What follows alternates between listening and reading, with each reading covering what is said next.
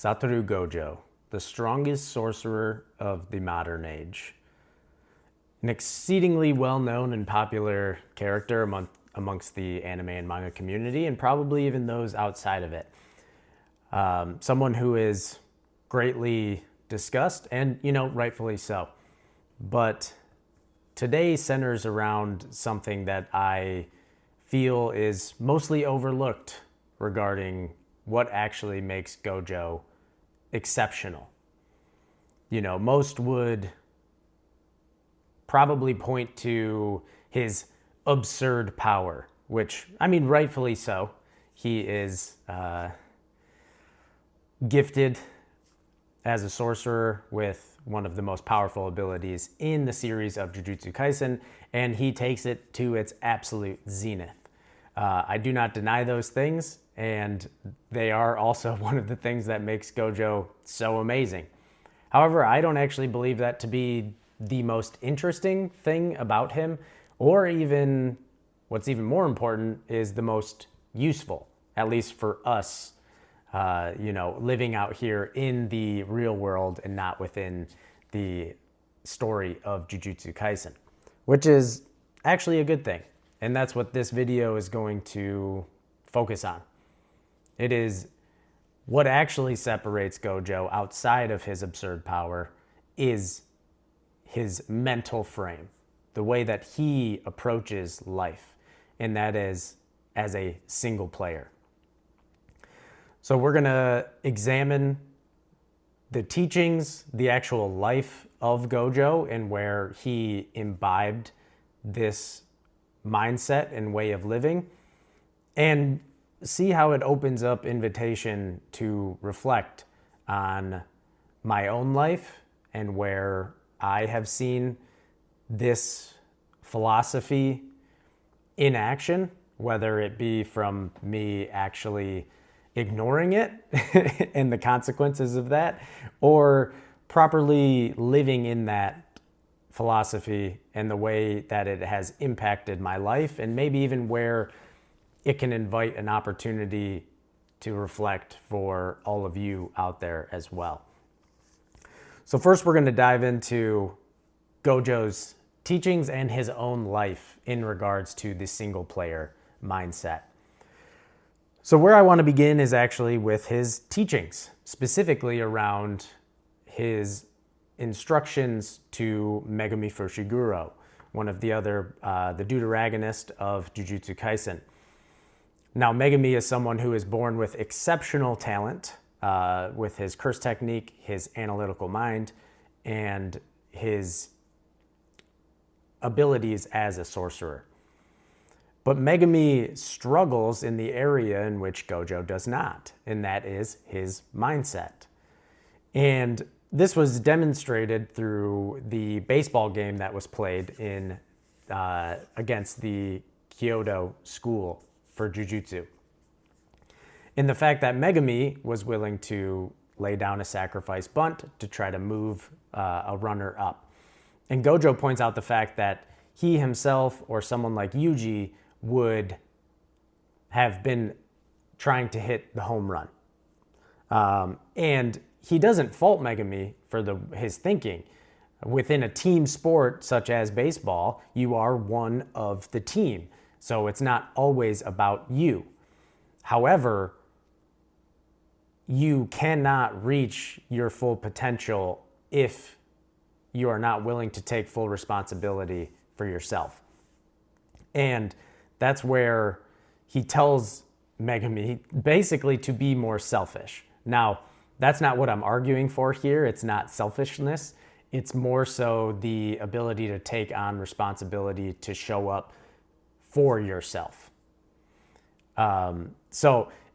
After giving Megumi basically the pep talk about the fact that sorcery is a single player game because you will live and fight and die alone, I argue that life is the same way.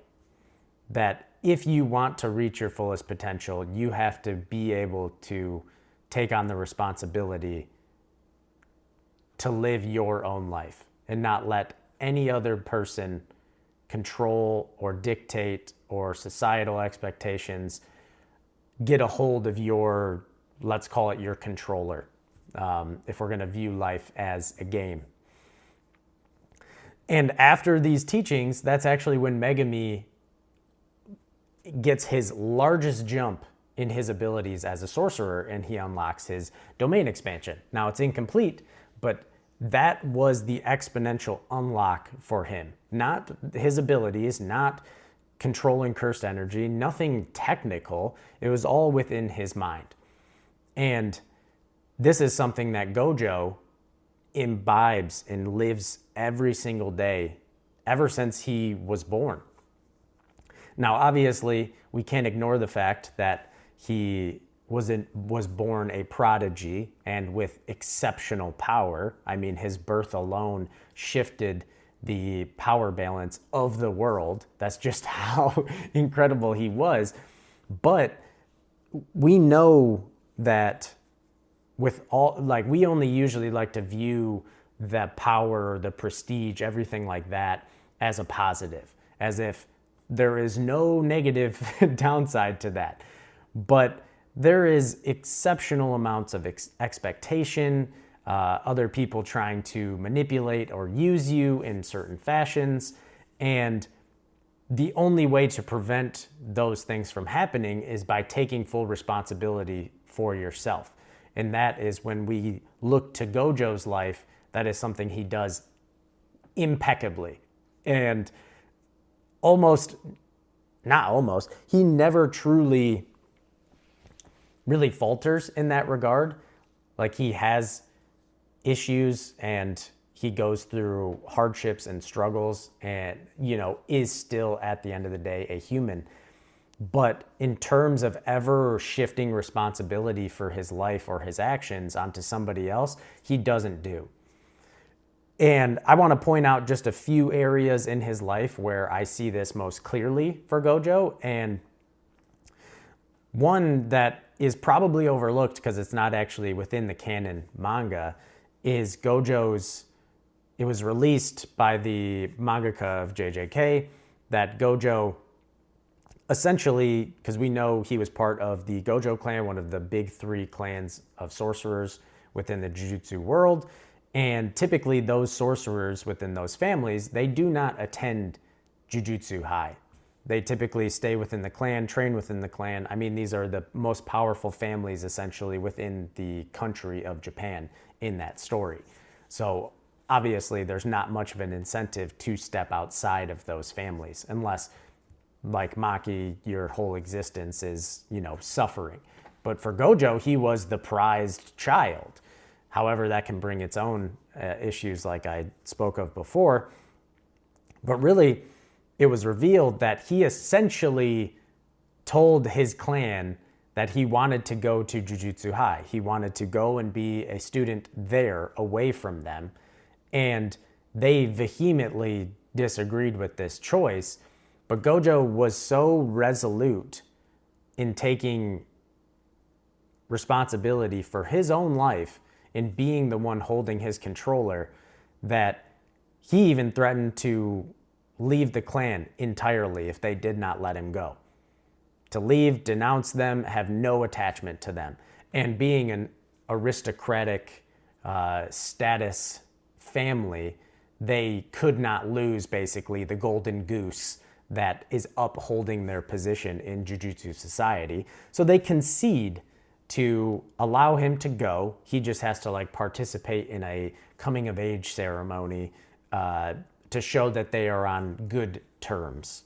But this would seem like to some people, well, of course, it's Gojo. He can do whatever he wants because he's so powerful. And while in one regard that is true, and I don't discount that, but just thinking of the mental fortitude and the ability to accept the consequences of his own actions is huge. He's leaving, again, one of the most powerful families in the entire country and deciding to go to Jujutsu High and even willing to completely cut off any connection with them. And that's something that, regardless of how much power you have, that's all you've ever known. That's your family. Those are all the people you grew up around. And being able to separate yourself from that takes exceptional willpower. But for Gojo, it seemed like it was easy, not only because of his power, but because he never questioned who should be the one controlling his actions in life. He was always, I am at the helm. I am the one holding my own controller, and I will dictate what I do. Now, that is something that I think is extremely admirable and a lot more difficult to actually live in our daily lives. And so for Gojo, moving on from his youth, I also look at on more of like a meta power side for Jujutsu Kaisen. After Gojo has his encounter with Toji Fushiguro during the Hidden Inventory arc and he nearly passes away, he then unlocks his ability as a sorcerer when he comes near to death. And after that experience, he unlocks a whole new level of power. But the thing is he could have stopped after his awakening. He could have stopped. He now had not only the neutral limitless, his infinity, he had blue, but now he had access to red, the reversal, and also hollow purple. And with those abilities alone, he would still be considered the most powerful sorcerer of the modern age. However, he did not stop there. He decided to take it to the next level, to truly reach his full potential. He didn't just say, oh, this was enough. He took it upon himself. It's within his nature, but his way of playing the game after that incident was to completely achieve his highest self. He took that responsibility on himself. He trained his brain with his curse technique to be able to run reverse curse technique on his brain so that he could perpetually keep the infinity up. He was able to distinguish between different targets that were thrown at his infinity for when it wants to activate. So he automated something that was done manually.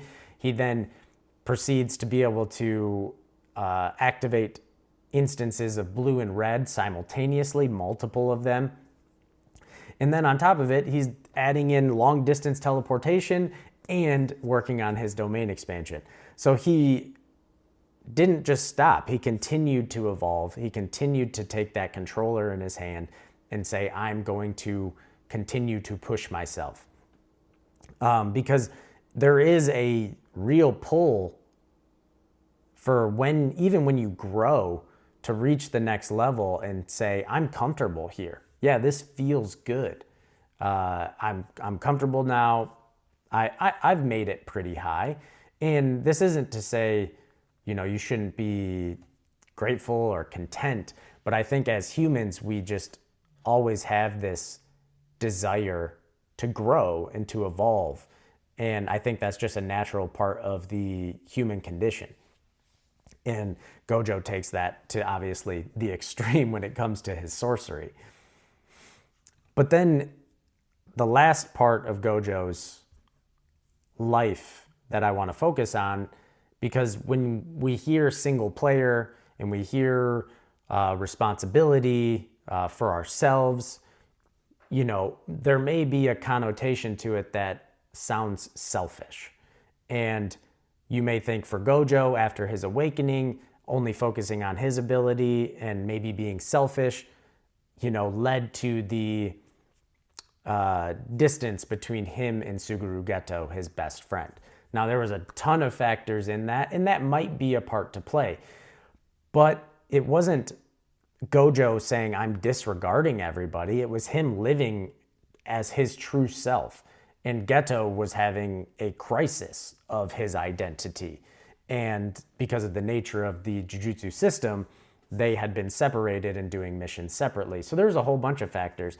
But it's not the biggest thing for Gojo, and I guess slight spoiler warnings here for anime onlys, because Gojo's biggest dream and what he actually feels to be his responsibility is not only being the strongest sorcerer and basically bearing the weight of that title and resolving basically the world's issues by himself and being the monster that everyone can turn to in times of crisis. But it's actually him taking on responsibility to nurture the next generation of sorcerers to be able to overturn the stringent and antiquated jujutsu society. That's why he goes into teaching after the events of his teenage years at Jujutsu High. He doesn't want something like what happened to Geto to happen to other kids. And he also doesn't want the society underneath him to crumble in his absence, which we do see it does after Shibuya. But that's the whole reason that he takes the path of teaching. And that is not a selfish act. Yes, part of it is his own desire, but it involves other people. And Gojo never shows up as anybody besides himself. So that way, all of the people around him are experiencing the true person that is Satoru Gojo. It's not some caricature or projection. It's truly him, because he lives in that responsibility. He never forsakes it. He never laments it. He just lives it and he moves forward. He accepts the consequences and he accepts the weight. And ultimately, his largest goal becomes a success. Because of what he did, the actions he took, and the people he raised up underneath him, he achieved his greatest life goal, which was changing Jujutsu society. And that was something that involved several other people and was not selfish in the slightest, but it required him to live single player while amongst others who were also doing the same, because that's where the greatest outcomes come from. Because even if you use sports as an example, you don't show up to a team, like for say baseball, you expect everybody on that team to show up the best version of themselves so that you can all come together for a shared goal to achieve something of a higher order. It's not showing up and expecting others to take on your burdens or do the work for you and expect a result that way. That's just more naive and immature thinking, which I myself am unfortunately guilty to. And that is where we kind of change gears, and it opens up, when we view Gojo this way and we look at the way he chose to make decisions and live as himself and take on that responsibility, it opens up an opportunity to see him as a mirror, that we can look at our own actions and our own choices from our past, and even in our current situation, that we are either living in that single player mindset or we're outsourcing to others.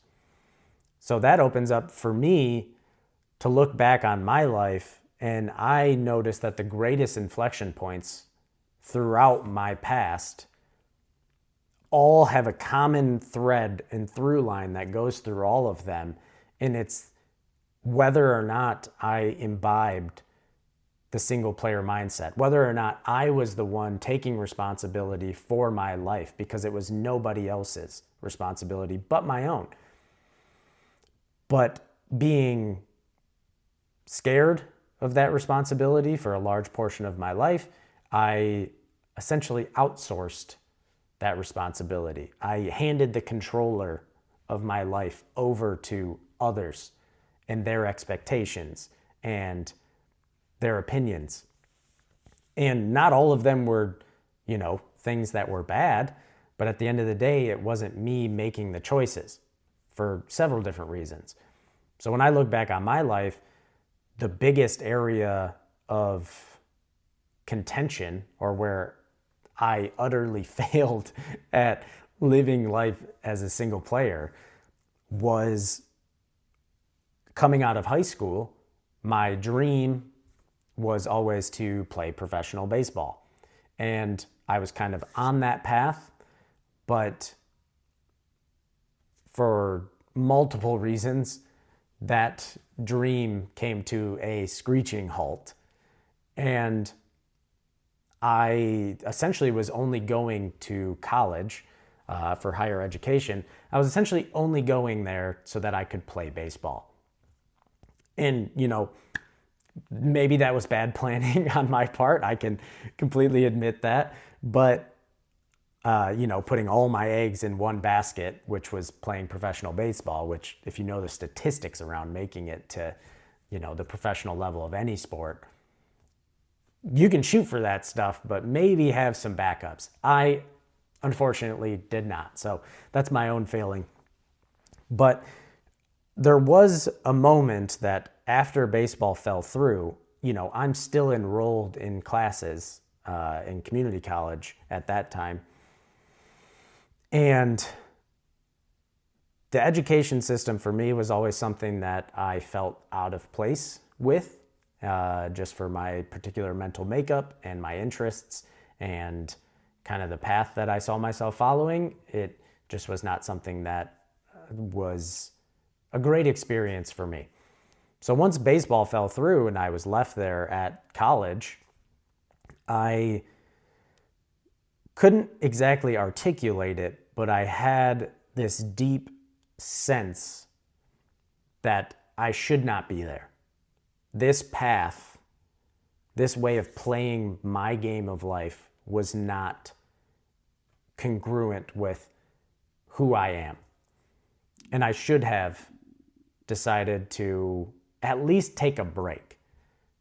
Not just after having my dream shattered, like just jump right into something that I already instinctively feel is not right for me.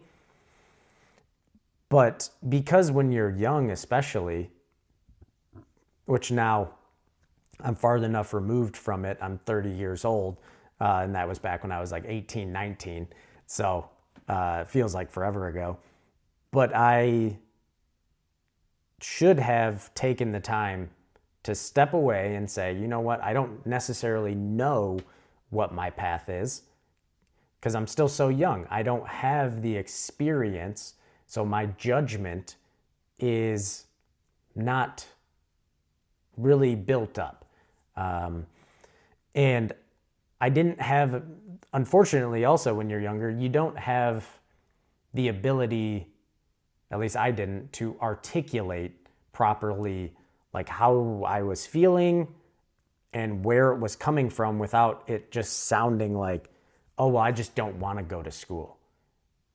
And to parents, family, friends, everything like that, that doesn't sound like a very good reason not to go, especially when we were told from a very young age that the proper path is, get good grades in school all the way up to, you're a senior in high school so that you can go to college and get good grades there and then get a piece of paper that would semi-guarantee you success. And that was kind of like the pipeline that I was in. And it just never felt right for me. But unfortunately, and again, this is where like my family,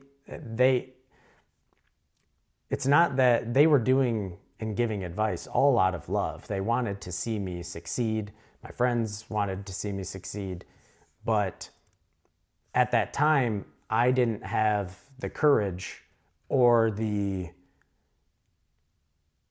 ability, or not even just the willingness. I didn't have the willingness to take responsibility for my life, to say, I don't know what I'm going to do, but I at least know that this is not the right path for me. And I couldn't do that. I didn't do that.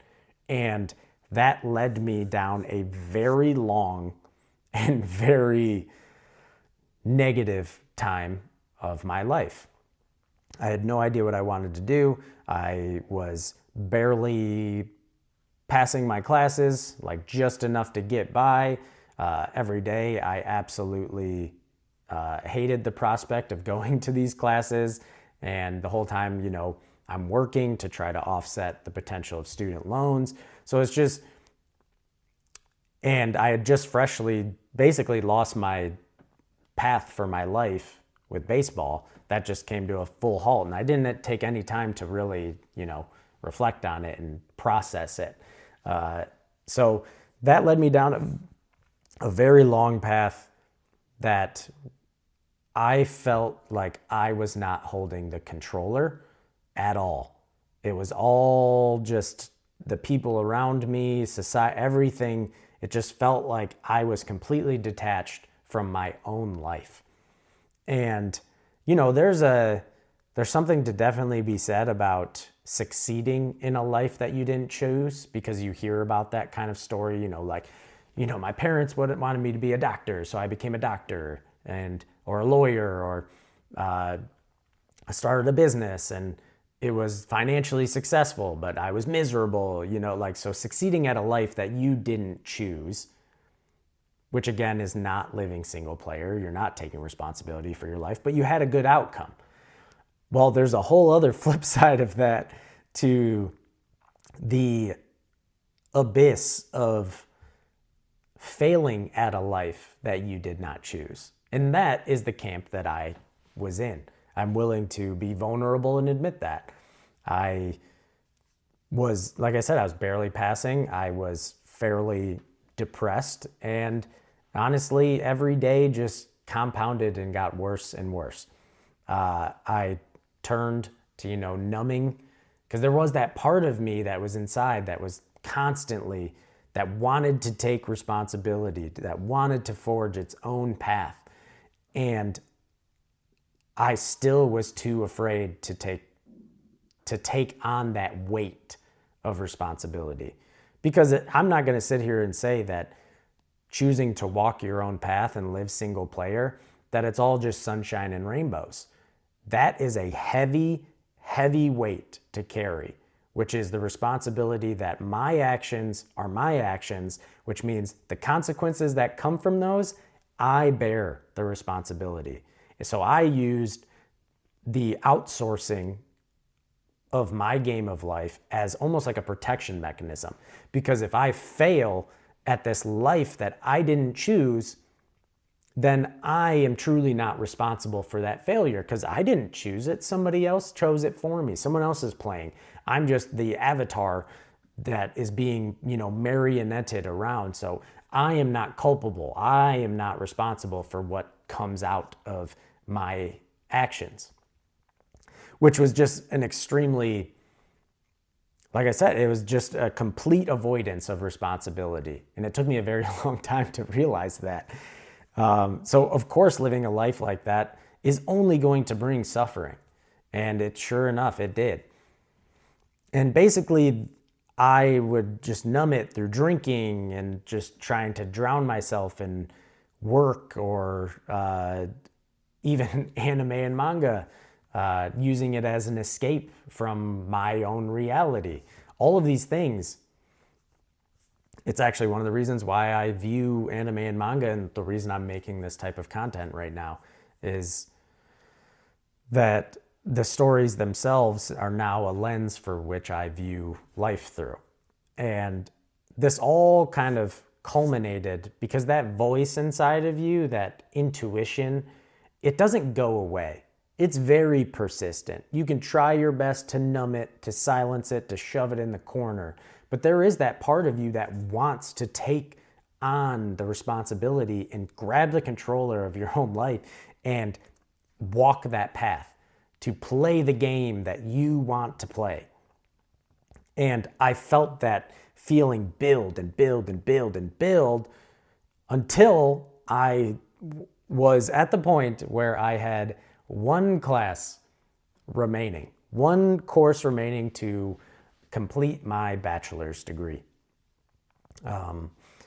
And it eventually just reached such a point that, and I don't recommend this to most people. It's going to seem completely irrational. But I just reached a point that I could not stand it anymore. In that I basically I told myself that either this is the moment that you decide to take the controller back and live your life as a single player, or just resign yourself to this perpetual cycle of suffering and let life take you wherever it's going to take you, and most likely it's going to be a very dark place. So thankfully, I chose, you know what, I'm going to step into that responsibility. I'm terrified. I'm absolutely terrified.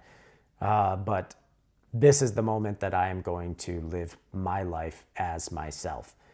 So I decided to step away from school with one class remaining for my bachelor's degree.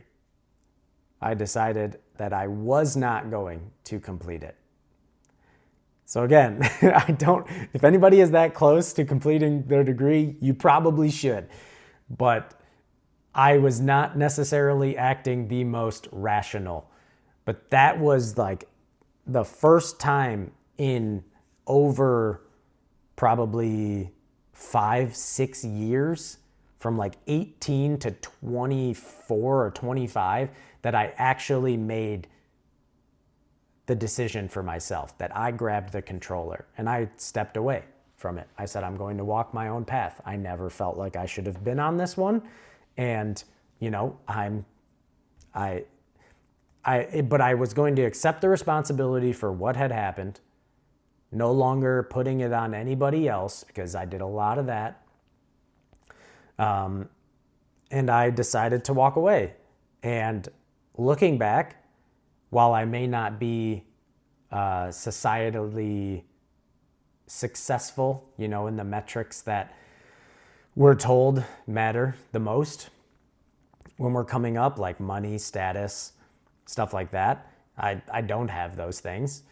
But I will tell you right now that from that choice and taking on that responsibility, my life, my quality of life, and my experience of it has only improved dramatically. And that is something that I think anyone who is willing can do. Like I said before, it's not that it's easy, and it's not that it doesn't come with a cost. That cost is carrying the weight of your own actions and that responsibility.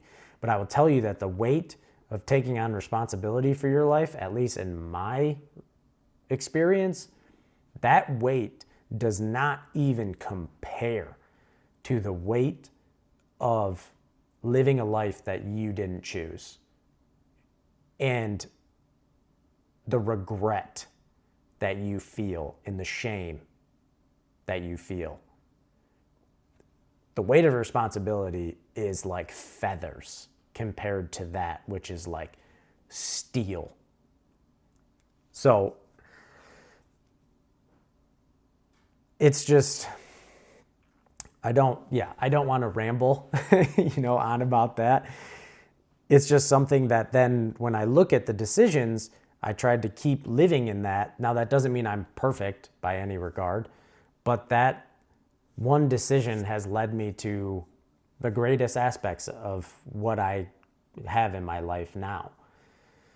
And there is one last point for my own life that I want to touch on, and it has to do with that idea around selfishness with this mindset and philosophy.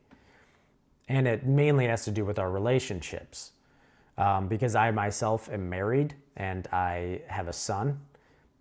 So obviously I am not, I'm not a single player. Like, I have my responsibilities and my duties and my relationships that I have. But the thing that matters, and this is where it ties to Gojo as well, when you're in a relationship, there's a difference between a performative relationship and a real relationship.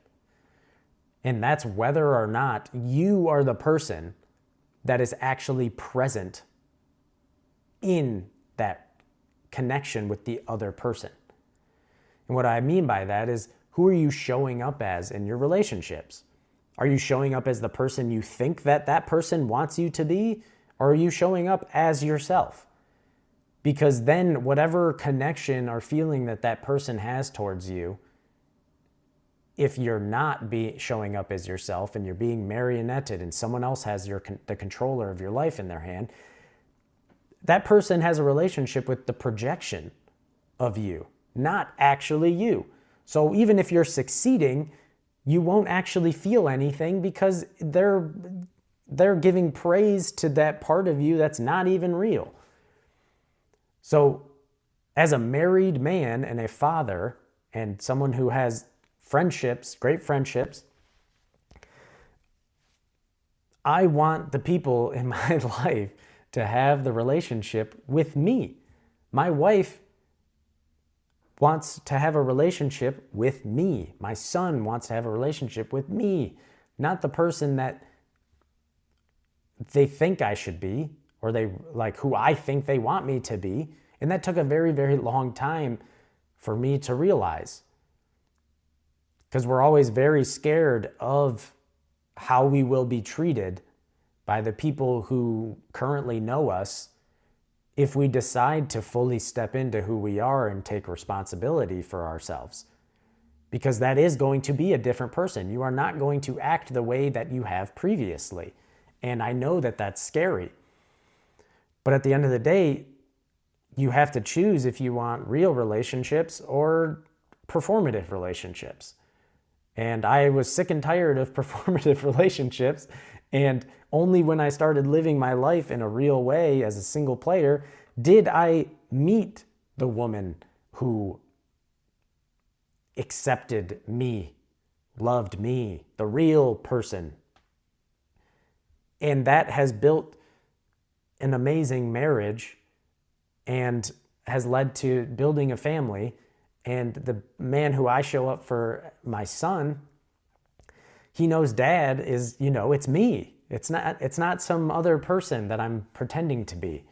And that is something that is truly beautiful, because I would rather have only a handful of real relationships instead of 1,000, however many you could imagine, performative relationships. And that's something that, particularly online, that's not really cool to say. We all want to be seen as something, but I want to be seen as myself.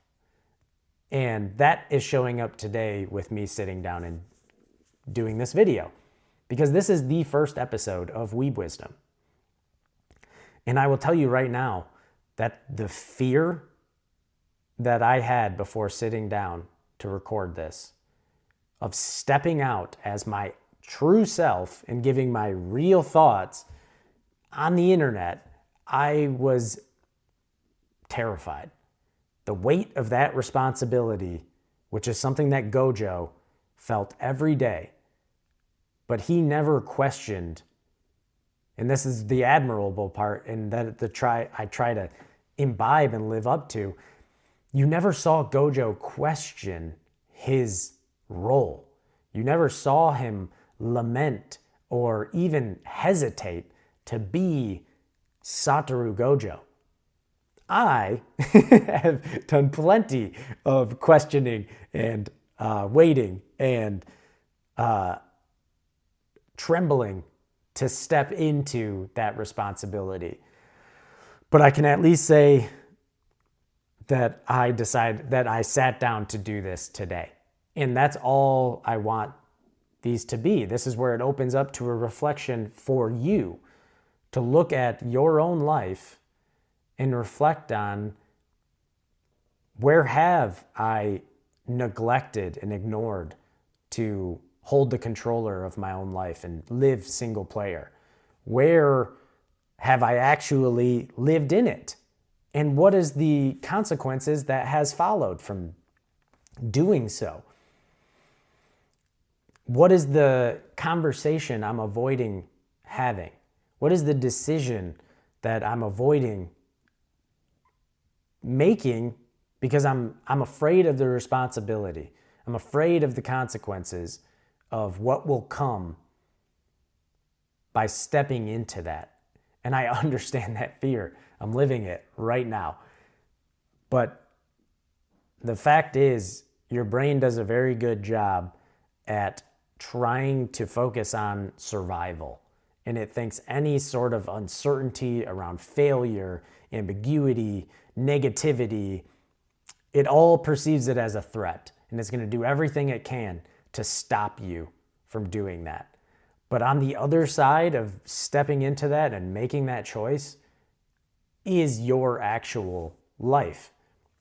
And I don't say this to be motivational or inspirational. That's not the point of this. The point is, I just want there to be an open invite for other people who want to show up as themselves, that are willing to take on the responsibility for their own lives. And again, it's not easy. And there's a weight and there's some loneliness to it. But at the end of the day, that is the path to your most meaningful life. Because I myself have experienced that, going from someone who was mostly miserable to someone who is fairly happy and peaceful. Now, there are still things that I want to accomplish and achieve and experience, but those things are only going to come if I continue to imbibe this philosophy. So I'll leave you with a quote. I don't typically, want to really use like quotes or aphorisms, but I think this one is truly something that just encapsulates this whole concept. And it's a quote from Confucius. And he says that every man lives two lives, and the second begins when he realizes he only has one. So live single player.